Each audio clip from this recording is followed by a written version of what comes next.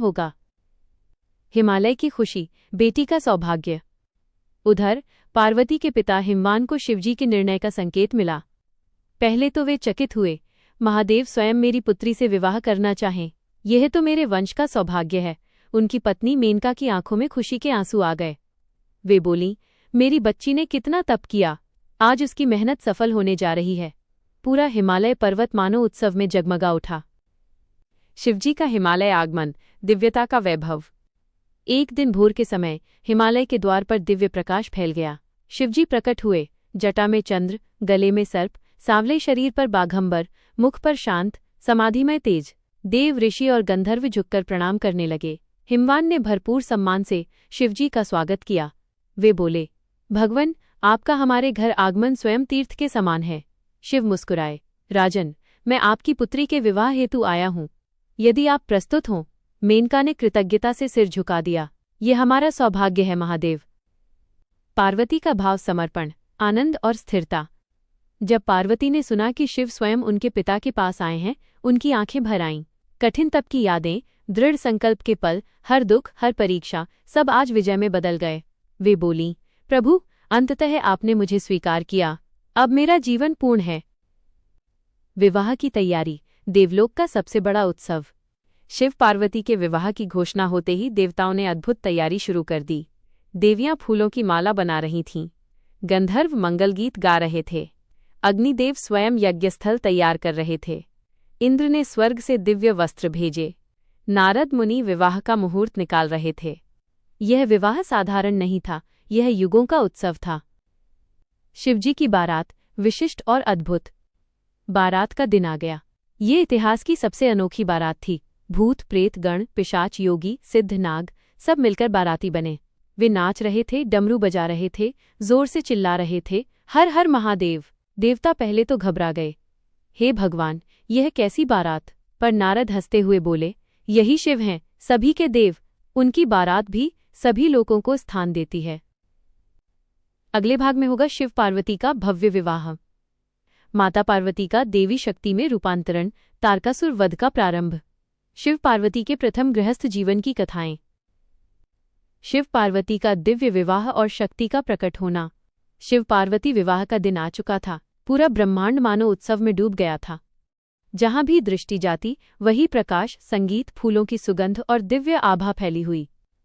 यह विवाह सिर्फ दो आत्माओं का मिलन नहीं, यह शक्ति और शिव का संपूर्ण ब्रह्मांडीय संगम था। एक ऐसा मिलन जिससे सृष्टि का संतुलन कायम रहने वाला था। बारात का कैलाश से हिमालय तक आगमन। शिवजी ने अपनी प्रिय बारात लेकर हिमालय की ओर प्रस्थान किया। ये बारात देवताओं जैसी नहीं थी, ये अद्भुत, अनोखी, रहस्यमयी और अलौकिक थी। भूत, प्रेत, गण, किन्नर सभी नाच रहे थे, उछल रहे थे, डमरू बज रहा था, शंख गूंज रहा था और हर दिशा में नारा लग रहा था, हर हर महादेव। हिमालय और मेनका बारात को देखकर कुछ क्षण घबराए भी, परंतु समझ गए कि शिव सभी प्राणियों के स्वामी हैं। उनका प्रत्येक अनुचर भी पवित्र ही है। पार्वती का दिव्य श्रृंगार, देवियों का उत्साह। देवियां स्वयं पार्वती का श्रृंगार कर रही थीं। लक्ष्मी जी ने उन्हें सौभाग्य का वरण कराया। सरस्वती जी ने उन्हें बुद्धि और मधुर वाणी का वरदान दिया। रति ने मनोहरता प्रदान की। गंगा ने पवित्रता का स्पर्श दिया। पार्वती आज सिर्फ हिमालय की बेटी नहीं थीं, वे सृष्टि की आद्यशक्ति की तरह दमक रही थीं। उनकी आंखों में प्रेम, हृदय में समर्पण, चेहरे पर शांति और पूरे अस्तित्व से दिव्य तेज निकल रहा था। विवाह मंडप स्वयं देवताओं ने सजाया। हिमवान ने एक भव्य यज्ञ मंडप बनवाया था, जहां सोने जैसी चंदन लकड़ियों की अग्नि प्रज्वलित थी। आकाश में देवताओं की पुष्पवृष्टि हो रही थी। ऋषि मुनि वेद घोष कर रहे थे। ब्रह्मा जी स्वयं आचार्य बने, विष्णु जी वर वरण करता और नारद मुनि मंगल गान कर रहे थे। शिव पार्वती का हाथ में हाथ देना, सृष्टि का पवित्र क्षण। जब पार्वती मंडप में पहुंची, पूरा वातावरण सिहर उठा। शिवजी ने पार्वती को देखकर मन ही मन कहा, यही मेरी अर्धांगिनी है, यही मेरी शक्ति है। हाथों में हाथ रखा गया, दृष्टि मिली और एक पल में दोनों एक हो गए, शिव में शक्ति और शक्ति में शिव। यह मिलन इतना शक्तिशाली था कि देवताओं ने महसूस किया, अब सृष्टि संतुलन में है। सप्तपदी, शिव और शक्ति के 7 व्रत। शिव पार्वती ने 7 कदम साथ लिए, हर कदम के साथ एक व्रत। 1. पारस्परिक सम्मान का व्रत। 2. धर्म और सत्य की रक्षा का व्रत। 3. विश्व के कल्याण का व्रत। 4. एक दूसरे के दुख सुख का साथ। 5. शांति और तप का पालन। 6. सृष्टि में संतुलन बनाए रखना। 7. अनंत काल तक अटूट प्रेम। इन 7 वचनों के साथ विवाह संपन्न हुआ। शादी के बाद देवी शक्ति का उदय। विवाह के बाद पार्वती न सिर्फ शिव की पत्नी बनी, वे जगदम्बा बनकर उभरीं। उनकी शक्ति प्रकट होने लगी। कभी वे सौम्य गौरी के रूप में, कभी उग्र अंबिका के रूप में, कभी करुणा की माता, कभी युद्ध की देवी। शिव ने उन्हें अपने बगल में बैठाया और बोले, तुम मेरे बिना अधूरी नहीं, तुम्हारे बिना मैं शिव भी नहीं, केवल शव हूं। पार्वती ने मुस्कुराकर सिर झुका दिया। यह ब्रह्मांडीय सत्य था। शिव ऊर्जा है, पर शक्ति ही उस ऊर्जा की गतिशक्ति है। देवताओं की प्रसन्नता। तारकासुर के अंत की तैयारी। विवाह के बाद देवताओं की आशा बढ़ गई। अब पार्वती और शिव का पुत्र जन्म लेकर तारकासुर का वध करेगा। देवताओं ने सिर झुकाकर प्रणाम किया। हे माता, हे महादेव, अब संसार का संतुलन आपके कदमों में है। अगले भाग में पार्वती का कैलाश में पहला जीवन, शिव पार्वती के मधुर संवाद, कामदेव दहन के बाद संसार का संतुलन, कार्तिकेय कुमार के जन्म की तैयारी, तारकासुर वध की पृष्ठभूमि। कैलाश पर पार्वती का पहला जीवन और कार्तिकेय जन्म की तैयारी। शिव पार्वती का भव्य विवाह संपन्न हो गया। अब समय था पार्वती के नए जीवन का। कैलाश पर्वत, जो जितना शांत दिखता था उतना ही रहस्यमय और अलौकिक था। पार्वती के आगमन से कैलाश पर एक कोमल, मधुर और उजली ऊर्जा फैल गई। जहां पहले केवल गहन तप, मौन और ध्यान था, अब वहां ममता, संगीत और जीवन ने जन्म लिया। 1. कैलाश पर पहला दिन, पार्वती का स्वागत। शिवजी ने पार्वती को अपने दिव्य निवास तक लेकर आए। कैलाश की बर्फ से ढकी चोटियां, शांत गुफाएं, मंद बहती हिमवायु, सब पार्वती को प्रणाम करते प्रतीत हो रहे थे। नंदी, गण और योगी आनंद से नाच उठे। माता आ गईं, माता आ गईं। पार्वती मुस्कुराईं और बोली, अब यह स्थान मेरा भी घर है, मैं आप सबकी माँ हूँ। उनकी वाणी में ऐसी शांति और मधुरता थी कि हर जीव उनके चरणों में भाव विभोर हो उठा। 2. शिव पार्वती का पहला संवाद, प्रेम और तप का संगम। रात्रि में कैलाश पर चांदनी बिखरी थी। शिव और पार्वती एक चट्टान पर बैठे थे। शांत हवा बह रही थी। शिव बोले, देवी, मेरा जीवन तप, योग और समाधि से भरा है। गृहस्थ जीवन में मैं अनभिज्ञ हूँ। पार्वती हल्का सा मुस्कुराईं, स्वामी, जहाँ तप है वहीं प्रेम भी है। मैं आपके जीवन में सरलता जोड़ दूंगी और आप मेरे जीवन में स्थिरता। इसी से हमारा संतुलन बनेगा। शिव ने पहली बार किसी के सामने अपने भीतर की कोमलता प्रकट की। तुम्हारे आने से मेरे ध्यान में भी मधुरता आ गई है। ये संवाद सिर्फ पति पत्नी का नहीं, शिव और शक्ति के एकत्व का आरंभ था। 3. कामदेव दहन की छाया, संसार की विनती। सभी को याद था कि पहले कामदेव ने शिव का ध्यान भंग करने का प्रयास किया था और शिव ने उन्हें अपने तृतीय नेत्र से भस्म कर दिया था। देवताओं ने पार्वती से विनती की, माता, शिव का क्रोध शांत हुआ है, पर कामदेव के बिना संसार में प्रेम का संतुलन कमजोर है। कृपा कर कामदेव को पुनर्जन्म दिलाएं। पार्वती ने शिव की ओर देखा। वे शांत थे, पर मौन भारी था। पार्वती ने हाथ जोड़कर कहा, प्रभु, संसार आपके और मेरे दोनों के ही अंशों से चलता है। प्रेम भी आवश्यक है। कृपा कर कामदेव को नवजीवन दें। शिव मुस्कुराए, देवी, आपकी इच्छा ही धर्म है। काम मानव रूप में नहीं, पर अनंग रूप में अदृश्य भाव बनकर पूरे संसार में प्रेम फैलाएगा। देवताओं ने आनंद किया। एक बार फिर प्रेम संसार में प्रवाहित होने लगा। 4. देवताओं का उद्देश्य, तारकासुर का अंत। तारकासुर अभी भी अजेय था। उसका वरदान था, मुझे केवल शिव के पुत्र ही मार सकते हैं। अब शिव पार्वती विवाह के बाद देवताओं के मन में आशा की किरण जल उठी।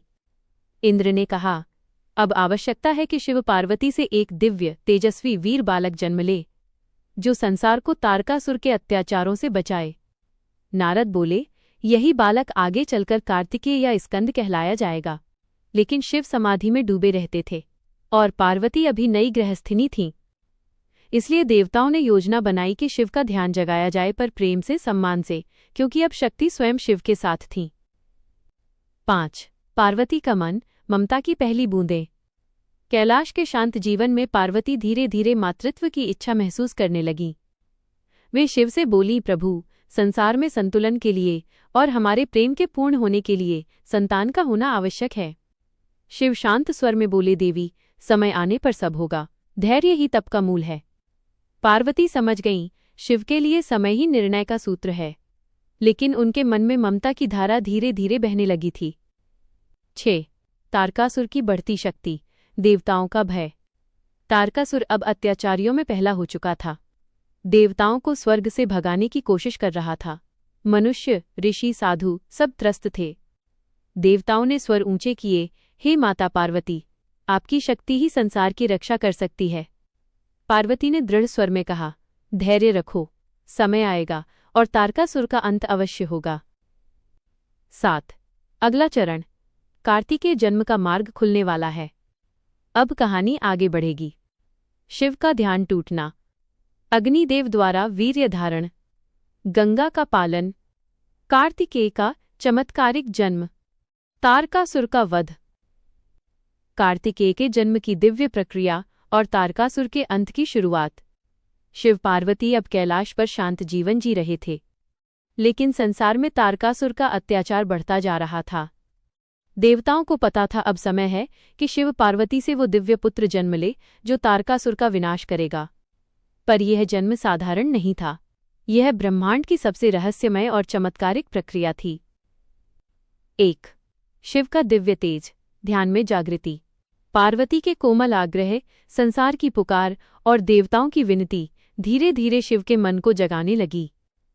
एक दिन ध्यान के गहरे सागर में बैठे बैठे उनके भीतर से एक अग्नि सी तेजस्वी शक्ति प्रकट हुई। ये शक्ति इतनी प्रबल थी कि कैलाश की बर्फ तक पिघलने लगी। देवताओं ने चौंक कर कहा, ये तो शिव शक्ति के पुत्र की ऊर्जा है। शिव का तेज इतना घोर था कि सीधे किसी भी देवी के गर्भ में नहीं रखा जा सकता था। यह ऊर्जा दैवी थी। इसके लिए एक विशेष संरक्षण की आवश्यकता थी। 2. अग्निदेव का चयन, धारणकर्ता। देवताओं ने अग्निदेव से प्रार्थना की, हे अग्नि, आप ही इतने शक्तिशाली हैं कि शिव के तेज को धारण कर सकें। कृपा करें, इसे अपने भीतर रखें। अग्निदेव जानते थे कि ये दायित्व कठिन है, परंतु उन्होंने सिर झुका दिया। सृष्टि की रक्षा हेतु मैं तैयार हूं। शिव का तेज अग्नि में प्रविष्ट हुआ और पूरा ब्रह्मांड एक क्षण के लिए लाल, स्वर्ण और नीली ज्योति से भर गया। 3. पार्वती का स्पर्श, अग्नि का बाधा बनना। अग्निदेव तेज लेकर पार्वती के पास पहुंचे, पर तेज इतना प्रचंड था कि पार्वती भी उसे सीधे स्वीकार नहीं कर सकती थीं। ज्यों ही उन्होंने स्पर्श करने का प्रयास किया, अग्नि ज्वालामुखी की तरह भड़क उठी। पार्वती क्षणभर दुखी हुई, क्या मैं स्वयं मां नहीं बन पाऊंगी? तभी शिव ने स्नेहपूर्वक कहा, देवी, यह तेज संसार की रक्षा हेतु है। यह जन्म दिव्य होगा और चमत्कारों के बीच पूर्ण होगा। आपका मातृत्व कोई छीन नहीं सकता। पार्वती शांत हो गईं। 4. गंगा का दायित्व, दिव्य पालनकर्ता। अब अग्निदेव ये तेज लेकर दुनिया में किसी ऐसे स्थान की खोज कर रहे थे जहां ये सुरक्षित रह सके। देवताओं ने गंगा से कहा, हे देवी, आप विश्व को पवित्र करती हैं। शिव के इस तेज को शीतलता दें, पोषण दें, रक्षा करें। गंगा बोली, ये तो परम सौभाग्य है, मैं इस तेज को धारण करूंगी। अग्निदेव ने तेज गंगा को सौंप दिया। अब वो ऊर्जा गंगा की लहरों में पोषित होने लगी और धीरे धीरे जीवन रूप लेने लगी। 5. कार्तिकेय का जन्म, 6 कमल, 6 बालक। गंगा की स्नेहिल धारा में वो दिव्य तेज 6 दिशाओं में फैल गया और वहां 6 कमल प्रकट हुए। हर कमल पर एक बालक अद्भुत, तेजस्वी अग्नि जैसा चमकता हुआ। इन 6 बालकों को पालने का दायित्व षष्ठी माताओं ने लिया, स्वतंत्र स्वरूपों में पोषित करते हुए, सुरक्षा देते हुए, ममता से भरते हुए। जब पार्वती ने ये अद्भुत दृश्य देखा, उन्होंने बाहें फैलाकर कहा, ये सभी मेरे ही पुत्र हैं। उनके प्रेम से 6 बालक एक हो गए, एक ही दिव्य स्वरूप में। यही थे कार्तिकेय, स्कंद, कुमार, मुरुगन, शरवण देवताओं के सेनापति। 6. तारकासुर का अंतः देवताओं का उद्धार। कार्तिकेय बड़े हुए तेज, वीरता, धैर्य और महाशक्ति के साथ। तारकासुर की सेना आकाश में काली छाया की तरह फैल रही थी। देवता भयभीत थे। अब या तो दुनिया बचेगी या हम। कार्तिकेय ने अपने हाथ में शक्ति भाला उठाया जो पार्वती ने उन्हें आशीर्वाद में दिया था। युद्ध आरंभ हुआ। देवताओं ने ऐसा दृश्य कभी नहीं देखा। कार्तिकेय की चाल में तेज, उनके अस्त्रों में बिजली, उनकी आंखों में शिव का तेज और उनमें शक्ति का अटूट साहस था। अंततः उन्होंने अपना दिव्य भाला तारकासुर के हृदय में प्रविष्ट किया और वह असुर वहीं ढेर हो गया, संसार मुक्त हो गया। स्वर्ग में जय जयकार उठी। जय स्कंद, जय कार्तिकेय, जय माता शक्ति। अगले भाग में पार्वती का अन्नपूर्णा रूप, शिव को भोजन का महत्व समझाना, माता का करुणा रूप, जगत पालन, गंगा पार्वती संबंध, पार्वती का उग्र रूप परिवर्तन, काली, दुर्गा, चामुंडा, तपस्या की अग्नि और शिव प्रसन्नता। भगवान शिव पर पुनः विवाह का प्रस्ताव सुनकर देवी पार्वती का हृदय अनेक भावों से भर गया, श्रद्धा, प्रेम, समर्पण और एक तीव्र इच्छा कि वे स्वयं योगेश्वर शिव के योग्य बने। नारद मुनि ने उन्हें स्पष्ट बताया कि शिव अत्यंत विरक्त हैं, संसारिक मोह माया से परे रहते हैं, इसलिए उन्हें प्रसन्न करना आसान नहीं पर असंभव भी नहीं। पार्वती मन ही मन निश्चय कर चुकी थीं, मैं स्वयं को शिवजी की साध्वी बनने योग्य बनाऊंगी। तपस्या का निर्णय। एक सुबह जब हिमालय पर्वत पर हल्की हल्की सुनहरी किरणें फैल रही थीं, पार्वती ने अपने माता पिता को प्रणाम किया और बोली, पिताश्री, माताश्री, अब समय आ गया है कि मैं संसार से दूर वन में जाकर कठोर तपस्या करूं, तभी शिव को पा सकूंगी। माता मेना घबरा गईं, उनकी आंखों में आंसू भर आए। बेटी, तू इतनी नन्ही है, वन कितना कठोर होता है, हम कैसे तुझे अकेले भेज दें? पर पार्वती का निर्णय पर्वत की तरह अटल था। उन्होंने कहा, माँ, मेरी नियति शिव से जुड़ी है, उनके बिना मेरा जीवन अधूरा है, मैं तपस्या के मार्ग पर चलूंगी ही। आखिर माता पिता ने भारी मन से अपनी पुत्री को विदा किया। चारों ओर देवों ने फूलों की वर्षा की और वे तपस्या के मार्ग पर चल पड़ीं।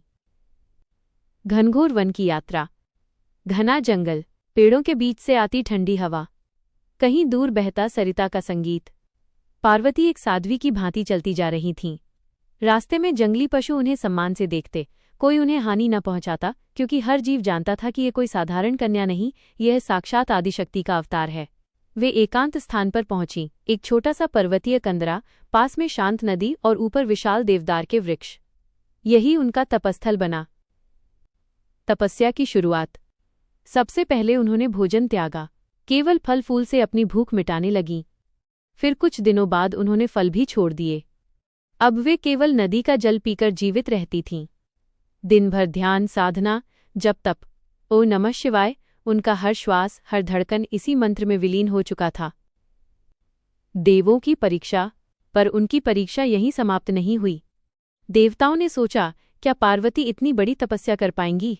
कुछ देवगण सुंदर युवतियों का रूप धारण कर उन्हें भटकाने आए। उन्होंने नाच गान किए, हंसी मजाक किया, पूछा, इतनी कम उम्र में कठोर तप क्यों? चलो लौट चलो, घर जाओ। पर पार्वती शांत थी, अडोल। उन्होंने आंखें भी न खोलीं। भ्रम टूट गया। देवगण समझ गए कि पार्वती साधारण नहीं, अटूट संकल्प की मूर्ति हैं। प्राकृतिक परीक्षाएं। कभी भीषण वर्षा, कभी तेज आंधियां, कभी पहाड़ों से आती बर्फीली हवाएं। पर पार्वती के शरीर पर कोई असर नहीं। उनका मन शिव में एकाग्र था। धीरे धीरे समय बीतता गया, महीनों, फिर वर्षों। पार्वती अब अस्थि जैसी दुर्बल दिखने लगी, पर चेहरे पर दिव्य तेज और भी बढ़ता गया। तपस्या की चरम अवस्था। अंत में उन्होंने भोजन और जल तक छोड़ दिया। अब वे केवल वायु पर जीवन धारण कर रही थीं। अत्यंत कठोर तपस्या, जिसे पंचाग्नि तप कहा जाता है, कर रही थीं। धूप में खड़ी, चारों ओर अग्नि और ऊपर से सूर्य की ज्वाला, पर फिर भी उनका ध्यान विचलित न होता। शिव का हृदय पिघलना। कैलाश पर्वत पर भगवान शिव अपने अद्भुत ध्यान में लीन थे, लेकिन धीरे धीरे उनके मन में एक अद्भुत कंपन हुआ। उन्होंने आंखें खोलीं और देखा कि एक कन्या उनकी प्राप्ति के लिए वर्षों से कठिन तप कर रही है। उनके मुख पर कोमल मुस्कान आई। यह वही सती का पुनर्जन्म है, जिसने मेरे लिए प्राण त्याग दिए थे। अब वो पार्वती के रूप में लौटी है और मेरी प्रतीक्षा कर रही है। शिव अब प्रसन्न हो चुके थे, मगर वे किसी के प्रेम को केवल भाव से स्वीकार नहीं करते, वे योग, तप और सत्य की परीक्षा अवश्य लेते हैं।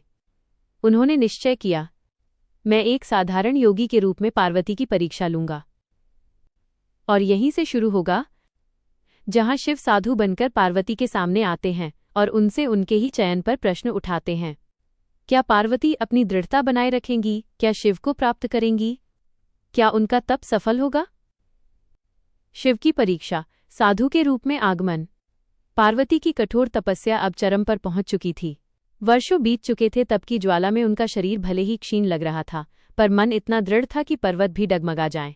कैलाश पर बैठे भगवान शिव ने अंततः निश्चय किया, अब समय आ गया है पार्वती की परीक्षा लेने का। वे यह देखना चाहते थे कि पार्वती का प्रेम सच्चा है या क्षणिक मोह।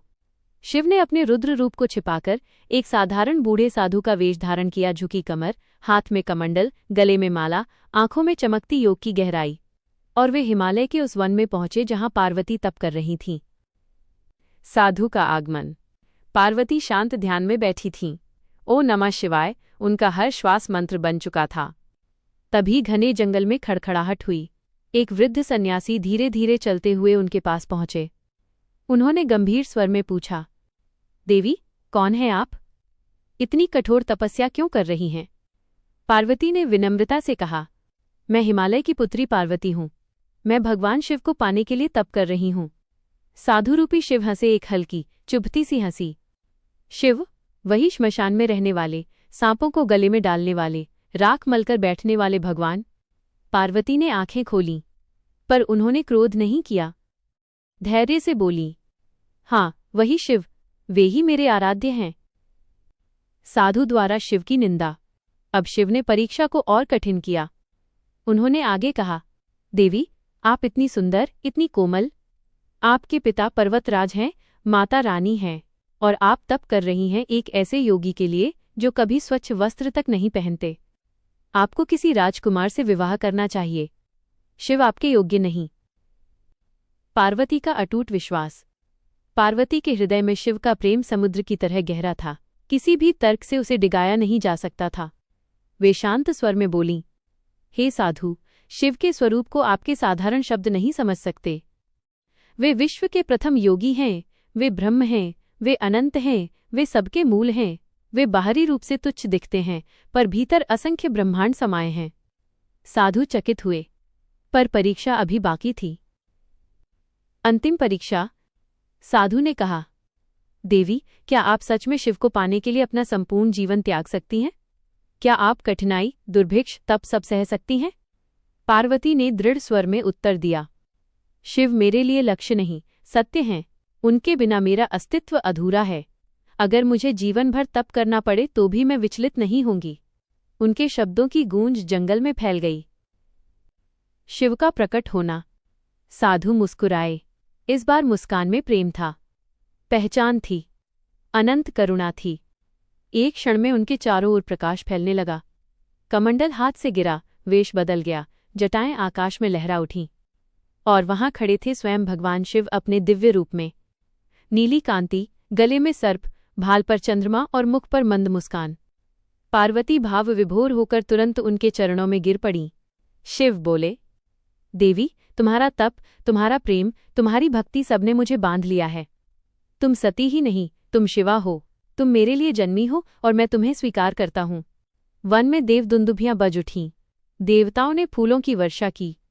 तपस्या सफल हो चुकी थी। अगले भाग में शिव पार्वती विवाह की तैयारी। कैसे देवता, ऋषि, गंधर्व और स्वयं ब्रह्मा विष्णु इस दिव्य विवाह के आयोजन में जुटते हैं।